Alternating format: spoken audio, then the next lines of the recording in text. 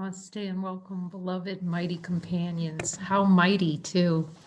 When Jesus says you will not go on alone, is it possible even to imagine such mighties as these that we've been given? So much love and devotion and symbols of just not wanting to play the play and seeing that we're duking it. It's hilarious when you really see how we're fighting Jesus for scissors that do not exist.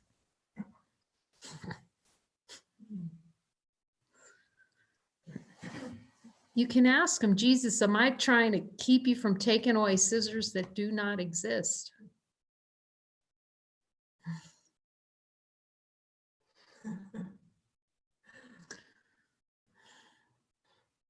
And the light of divine being and honesty of God is all there is, light. Let there be light.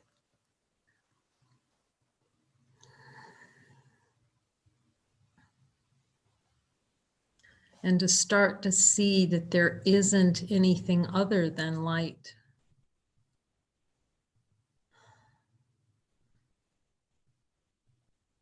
You can ask him, Jesus, am I willing to see that there's only light?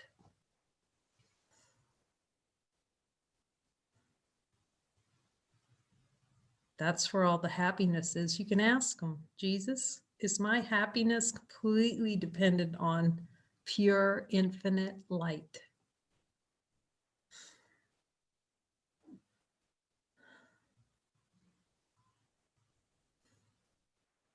And then the wrong mind comes up. That seems kind of like boring. We're so unaccustomed to ourselves. That's what I realized. And Muji would say that you do not know what you have found when you see there's only light.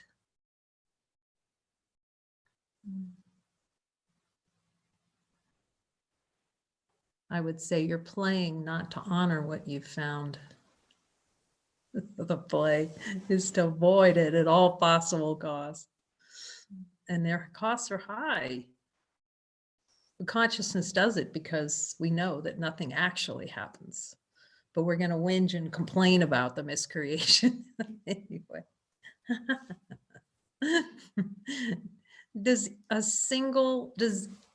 any miscreation that we might come up with, does it change infinite light?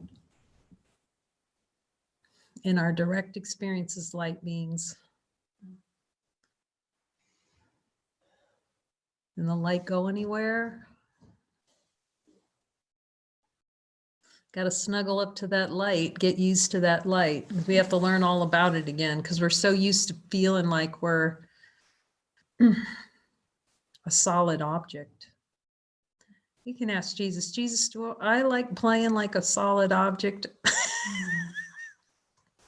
What do you hear me say?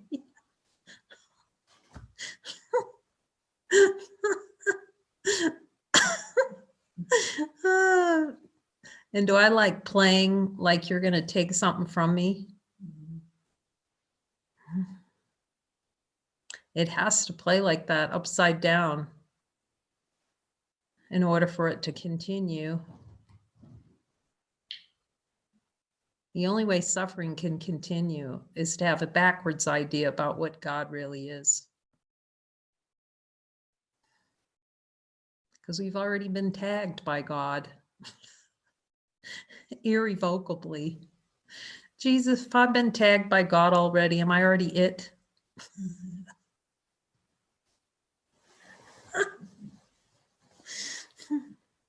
The question is, do I still have a desire not to be it? Tagged. Am I still running around on the playground? You haven't touched me yet. No, you haven't. You know how kids do that? I love that. You didn't, I'm not it. You're, that's the argument we're having with God all day long. Ask Jesus. So insane.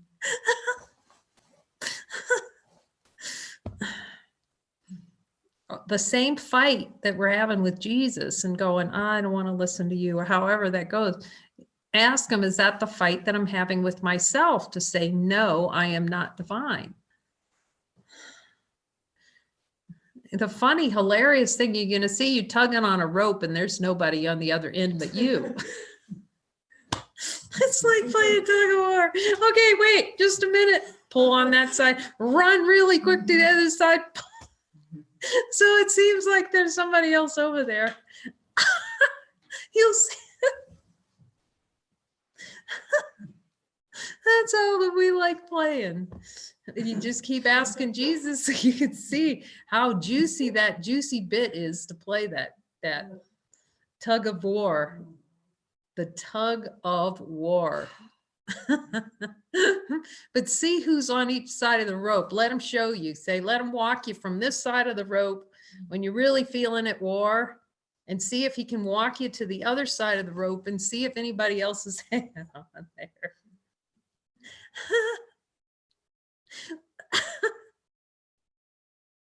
Oh my gosh, we can just laugh. In the light of divine being, honesty of God, is there anyone else on the other end of the rope?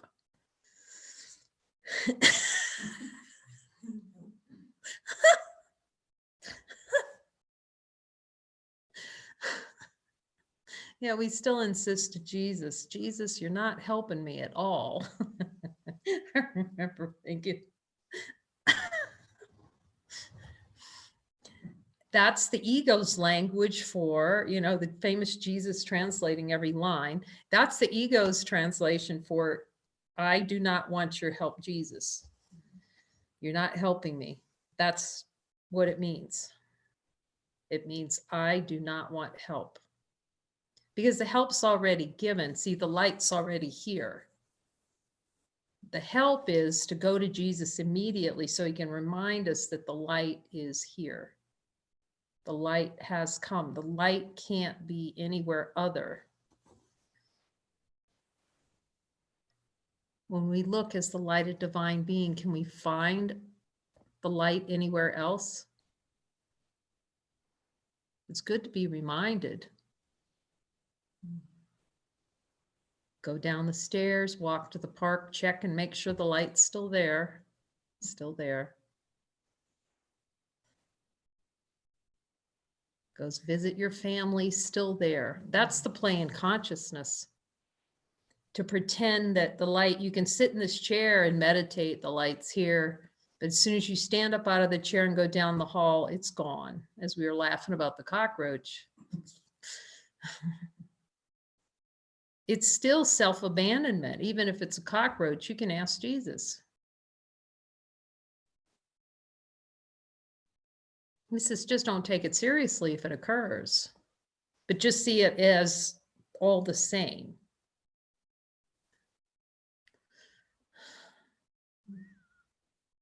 The desire to pretend that we're not under divine authority.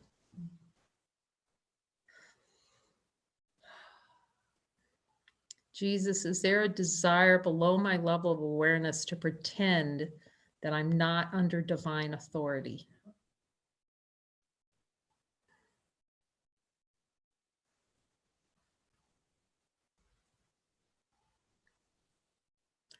Well, we're on to it. I love that. Muji would say the serum is in.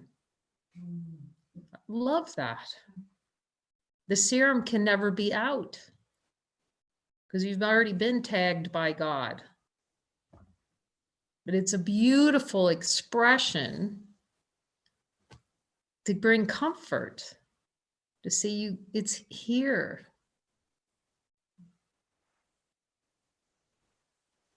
And then the little realizations, those little puff realizations. It's really wonderful to watch that video with Elliot yesterday, and you just see the puffs, the little, right, Jesus, you're right. It's just gorgeous. Like the wisdom of Buddha coming right there, coming out Elliot's mouth, and it'd be right. That's revelation. See, we want revelation that the world goes away. Lights go out for blocks. Just ask Jesus, is that necessary to recognize divinity? Because divinity's here. It's a simple, oh, right. So we talked about watching those Muji videos where someone's in satsang with Muji and he's pointing them, look, see what's here, see what's here. And then all of a sudden this laughter breaks out because you see, wait a minute. It can't be anywhere else but here. The light is here, always. It's not running anywhere. No one's having to chase it. Yet spending time as the light, we're always the light, but the time is a manufactured construct to go, oh, it's not here. The light is missing in action. No, it's a conceptual idea of what awakening is that prevents the awakening. A desired experience to have a concept about what spiritual awakening is.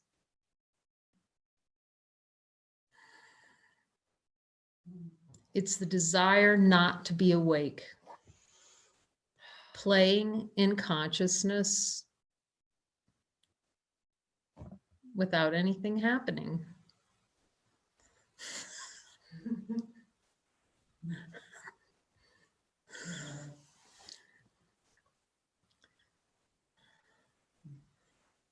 And then you see that there's no awakening. There's just what is, that's always been here. It's ceasing to dream. It's not even awakening. It's ceasing to decide to dream of other.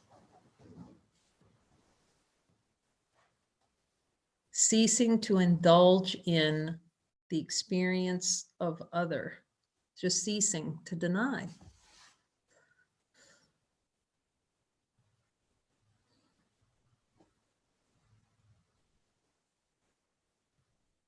And the ego's going, what can I do to awaken? It's the play.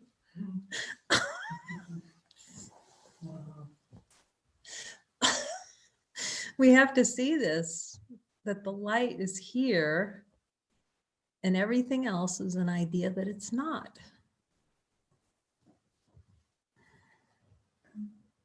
And that's why we have the one who knows who helps us to see all the little places where we've stitched together a dream. You know, those little dream weaver things you hang on the wall? It's a good reminder of this, hitting the snooze button.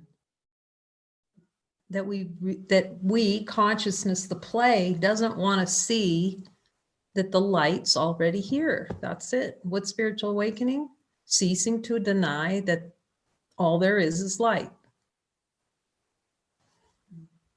All there is happiness, our true nature. It was so cool. We were watching Star Trek, the first one from 2009, and it was so many great themes. You start seeing them, right? We're watching with Jesus here. And you can see that they're in awe because they're going to fly. They're flying up to see the Enterprise. And it's big. Oh, that Enterprise is big. So they can be little specks going into the. That's the little, ask Jesus, is that the play? Is that the play in consciousness to be a little speck? And not see that consciousness arises in you.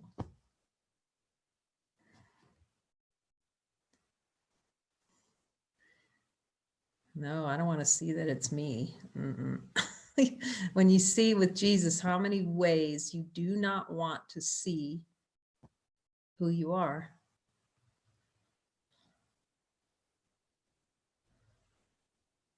But he has a very potent antidote to the dream.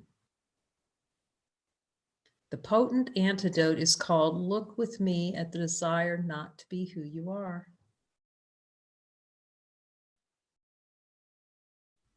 So that you can see through miracles, you can cease to deny the light is here.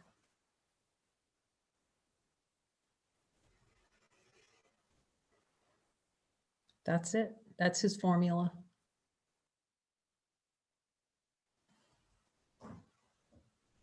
And every being that's come here talks to him.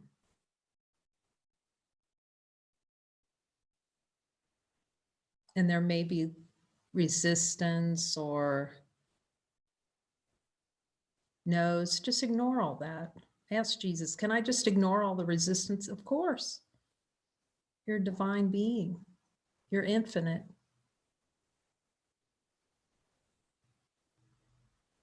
You're as God made you. The same as his. You think God's given around, he has a short change list? God, because that really is the belief. Everybody's got it but me. I got the short stick of God. I got God's short stick. Let's look carefully, see if there's any. Jesus, is there a desire to experience that I got the short end of God's stick? And then when Jesus says yes, look at it. To have a desired experience, to have the short end of the stick. Like it got cut off right before me. It was snipped. And we laugh about it, but if we really ask Jesus, then when he shows you that you do believe that and desire that experience, is very humbling. It's all okay. It's very humbling, but it's helpful because he knows what's hidden under there.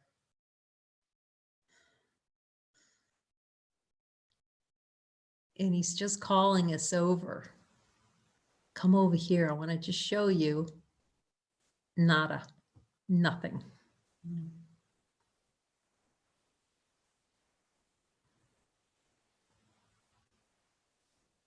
Does not exist. Does not impact you.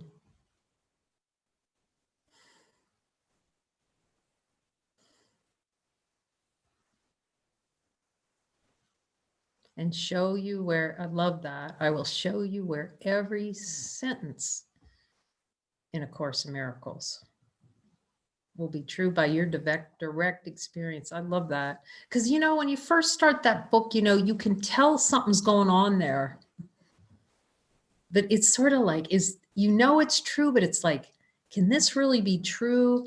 And then it seems like maybe it'll take lifetimes or something. Like it seems so far away.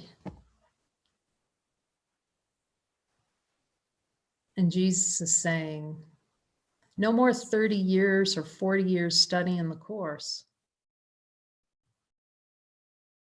It's like, again, my 7-year-old niece, she saw that she was the light. All is forgiven. That's step one, okay, is seeing that there's only light here. And the light can never leave. And the light is benevolent. Just see that it's benevolent. Spend time with it. That's a way of speaking. You're always with it. But we're so in that habit of finding reasons why we're not light. Never really contemplated light.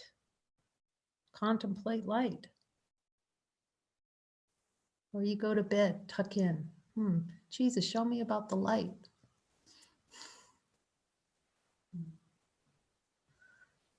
No ideas. Just drop all the ideas about what light is. All the ideas about who you think you are. And Jesus says, take a little walk with me. And he says, you can talk to me. Every being that comes to you can hear him.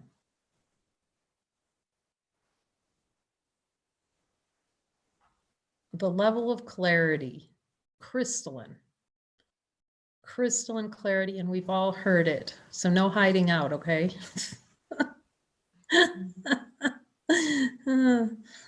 And as many have discovered, have your first conversations with him. You've been talking to him a long time, but in the joining sessions, it seems easier because it's given.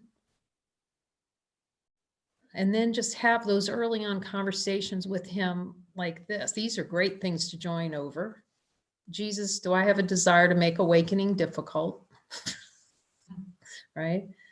Any beliefs that it's going to take a long time? Any desire for an experience that it's not here now? Any desire for an experience that I'm not able to speak to you and hear you with crystal clarity?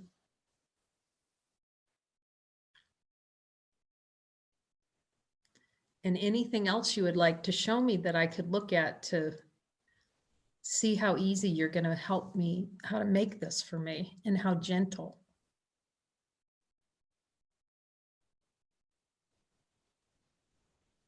Any ideas that I have about what awakening looks like? That's a good one. Any out picturing, fantasies?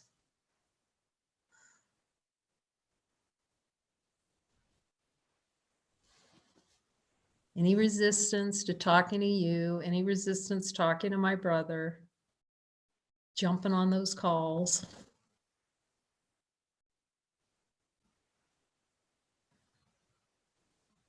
Any resistance to assignments that you're giving? Those assignments bring you to infinite. You're already infinite. They will bring you to admitting that you're infinite. I don't know how he does it, but somehow. Because you're always focusing. Okay, he's given me. You're always focusing on what you are rather than what you're not. And then the light dawns, wait a minute. That light's not just a weekend refuge. That light is me. That's light's the only thing that's here. And then the real work with Jesus can begin. The real work. Because you're not fending him off anymore. There's no fend off. Because you're not buying into the fending. You see, there's nothing to defend. There's only to release the idea that there is something to defend. So you go right to release. Go right on point. Right to desire. Do not pass go. Go to desire. Oh, Jesus. And let him show you, and I've described this. I'm asking about, yes.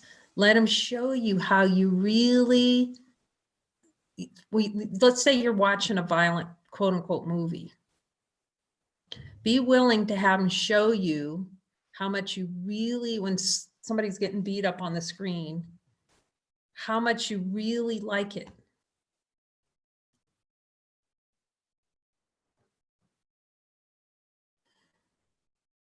So you can see it's a guilty pleasure.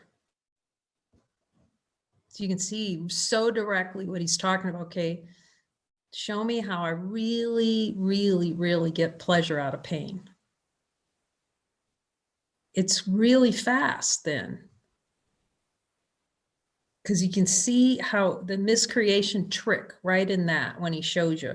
It's like, oh, yeah, boy, I like this. I like seeing these beings get beat up. I really do. Because what the ego does is go, oh, that's terrible. And I really, that's the play.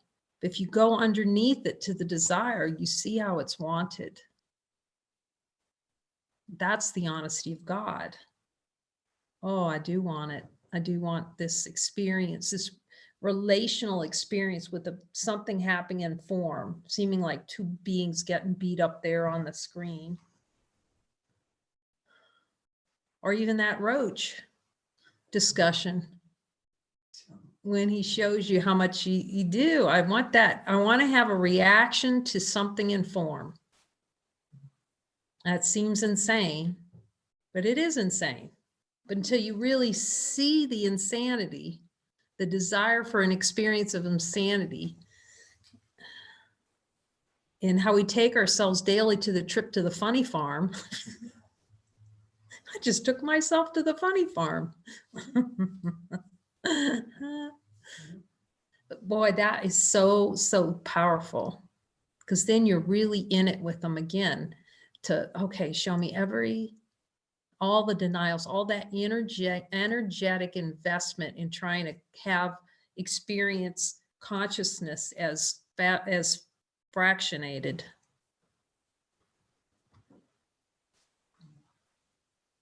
Push everything outside myself.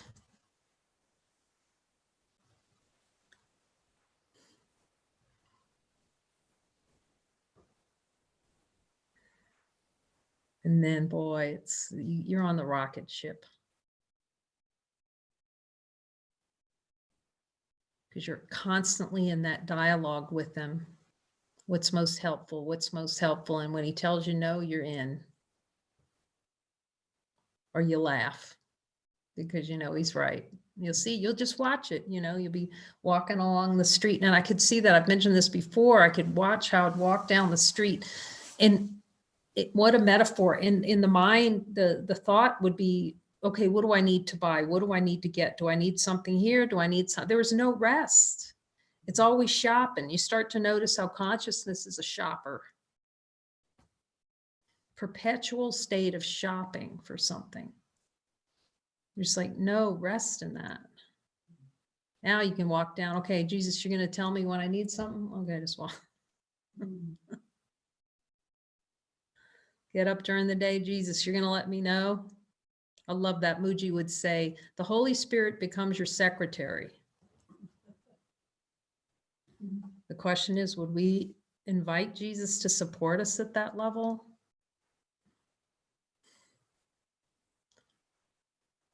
It takes a little while. He knows that.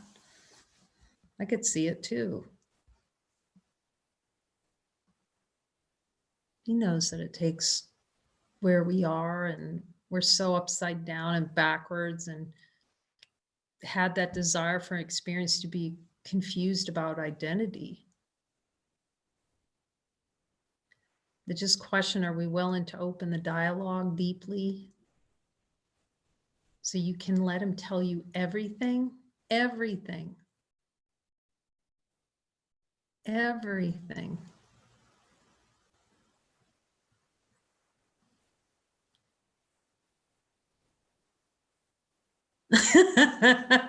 Good. Everything. Ask him, Jesus, will you tell me everything? Remember, he promised that in a course. I will tell you everything you need to know when you need to know it. When the mind, when we open up to see what that actually means, when we're only willing, well, at least willing to check in and say, okay, is this your voice talking? Because it takes a while sometimes at first, because we're inviting the other voices. But the more you talk to them, mask, yes, the more you talk to him, the more comfortable you get with talking to him, the more he'll tell you about all kinds of things that you need to know. Your questions about the course, line by line, here, Jesus, I'm asking him, is that helpful? He says, yes. Because it's opening up the willingness for the conversation. The willingness to have a relationship with the voice for God, which is our own voice.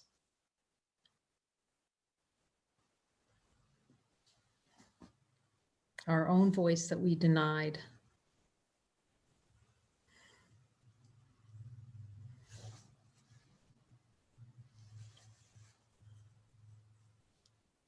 And see the divine power that we actually carry with us. And our calling, I'm asking him, is to speak his voice. Yes, you can ask him now. Jesus, is my function to speak your voice?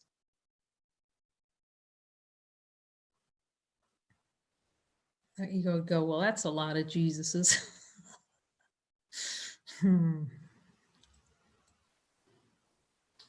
Ask Jesus if he has any challenge whatsoever with a lot of Jesuses.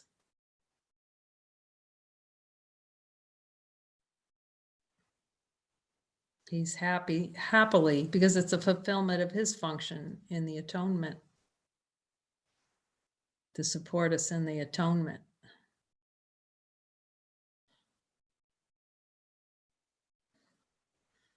There's some kind of idea that there's a limit on Jesus. And I don't think he's having any of that these days. It's not helpful. What's most helpful right now is for every being to hear him in fullness. Who wants to? That's what he says is most helpful. That's why he gave the instructions for the joining sheet. That's why he's encouraging us to join with each other, to practice the sheet,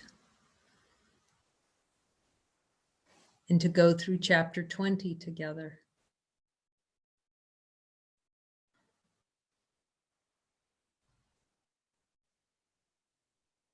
See, then you can have that dialogue one-on-one, 24/7 a day. Kelly just came today and she was saying Jesus was talking to me the whole time, all the way. And you felt really calm, you said, on your trip, right? Yeah. Yeah, she felt really calm. She's sitting over there. There's Kelly. There she is. And they were just, you were buds, right? Yes, she's having just regular conversations with him, right? Yeah. Yeah, during the movie. And Jesus is saying, that's the whole greatness. That's our function, to watch a movie and then say, okay, here's what Jesus is telling me I need to focus on. That's natural. Ask Jesus, is that natural to me to talk to you? He says it's your only function is completion. So talking to me is part of your function for completion, for to see that you're already complete and whole.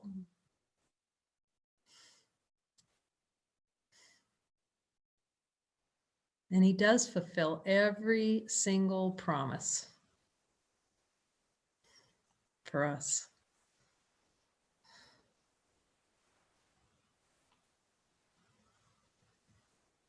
We are called to transcend this world.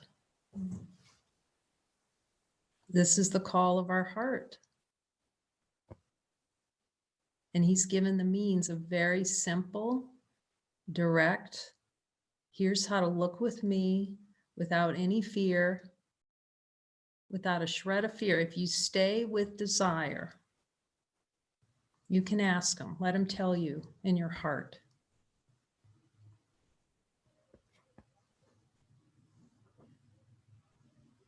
Jesus, if I stay with you at the level of the wanting, of the wish for an experience, can I experience fear? It's just merely admitting, okay, I want it, you're right. I want this experience. And he says, see it melt to dust before you. So you just release the energy and just really trust him as he takes you. You know, you're practicing with your brother, and then there'll be times you'll be working with him directly, and he'll tell you to hold. So just keep asking him. Just have a nonstop dialogue, really. What do I need to see next? Is this a release? Am I ready for a miracle?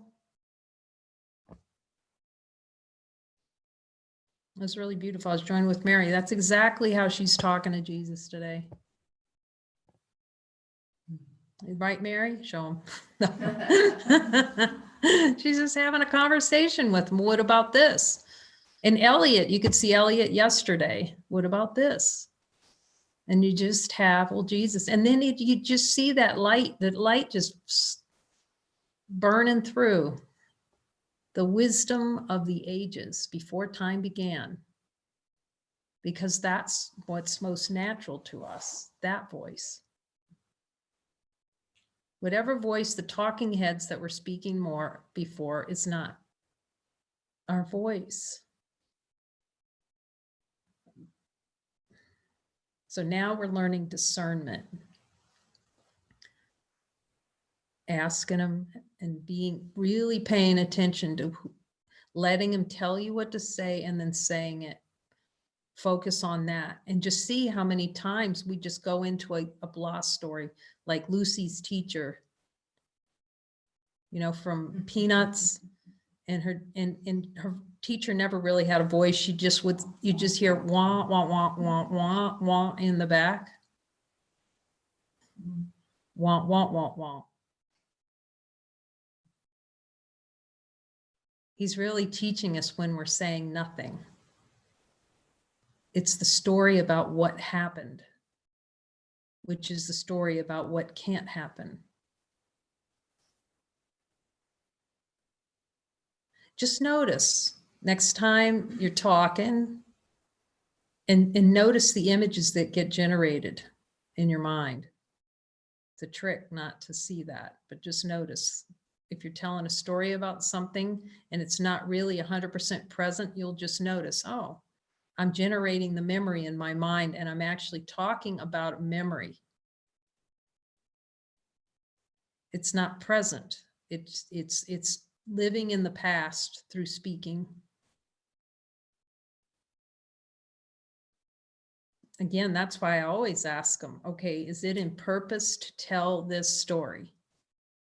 Is this in holy purpose? So that if it's in purpose, it's now, it's very present, it's very alive.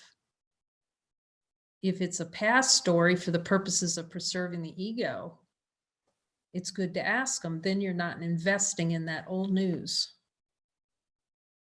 See, there's no investment in what's old and dead and gone.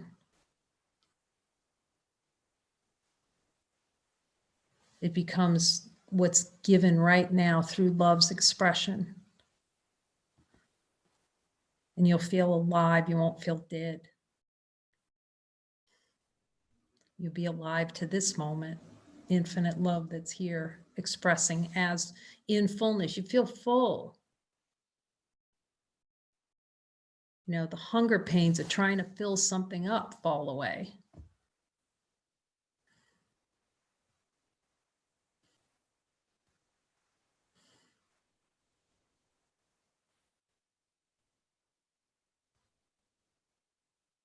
You'll see there's real happiness and joy talking to Jesus. And hearing Jesus through your brother, it's like music. And accepting the gifts that your brother's bringing, where you're denying that you're light, and you just, because at first you just really want to kill your brother. But you have to admit it and see it. Ask Jesus that.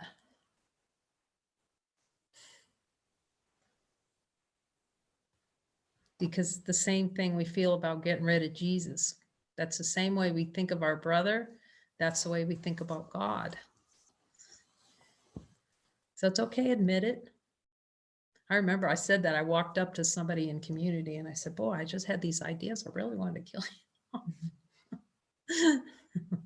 you.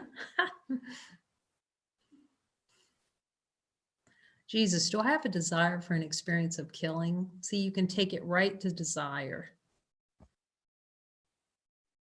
Or feeling killed. Or in this case, we're this Star Trek movie we were watching, so Spock was upset with Kirk, so he had him jettisoned off the ship. We're just going to jettison, just put your mighty companion in a little shuttlecraft and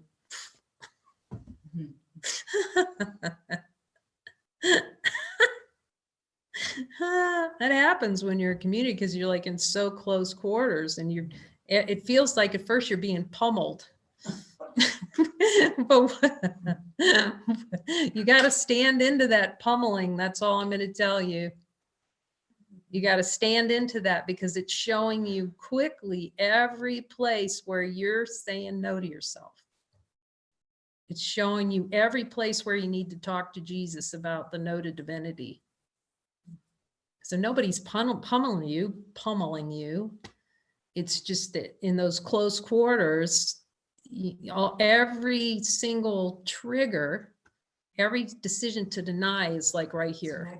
It's magnified. That's right there, geez, I can't get away from these people in community. But the love, see, it's the love that gets released. Because you just looking at them. See, you can't hide under the couch anymore. Like the habit. See, that's what the ego would do. You get mad with somebody, you go stew in your room. But in a place like this, or even, you got to break the habit. So you join and you'll see how happy, you just get happier and happier, because the joining is the dissolution. It's the solvent for personal identity.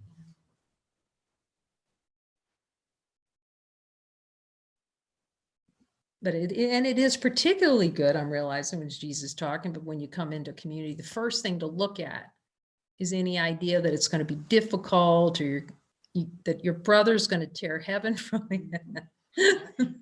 Those are the good ones to look at really early on, so they don't manifest.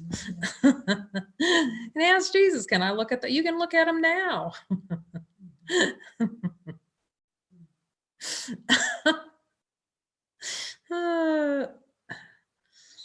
But what also gets revealed is how powerful you are as infinite. Because you're standing into all the ideas and the fears and the kerfuffling. You're standing right into it. And it's the speed, the power. It takes you right to infinite, because you're not backing down. Every time we back down, the ego gains power. You can ask Jesus. It's like, oh, that's such a relief. I escaped that. No, you just took the shuttlecraft right to hell, is what you did.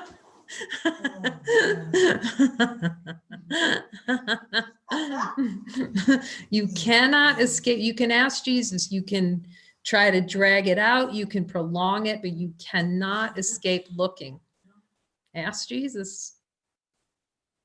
You just finally get to the point, hopefully sooner than Jesus would have it be, sooner than later, to, in the required course, just to stand into every bit of it. Stand in.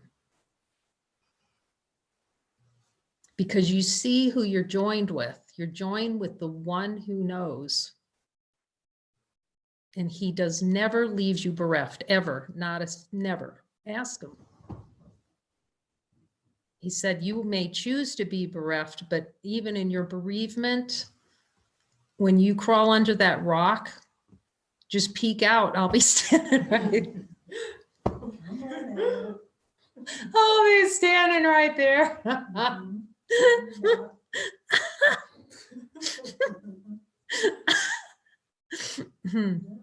We're all called to him, and he's been speaking to every one of us for a very long time. So now we're really going for it, what he's talking about. Supreme happiness, hashtag supreme happiness. That is the only gig. And we have each other to hold each other straight up with our little heaven pointed hats on, to look and to know together that the idea we have about ourselves is not true. And now we have a mighty team of companions to go all the way.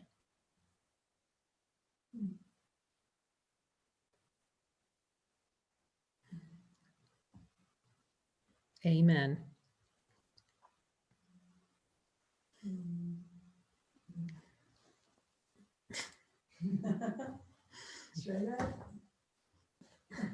Someone said they felt like they're in the tractor beam, and if you feel it with this group, and it's like you can feel it. It's like we're just,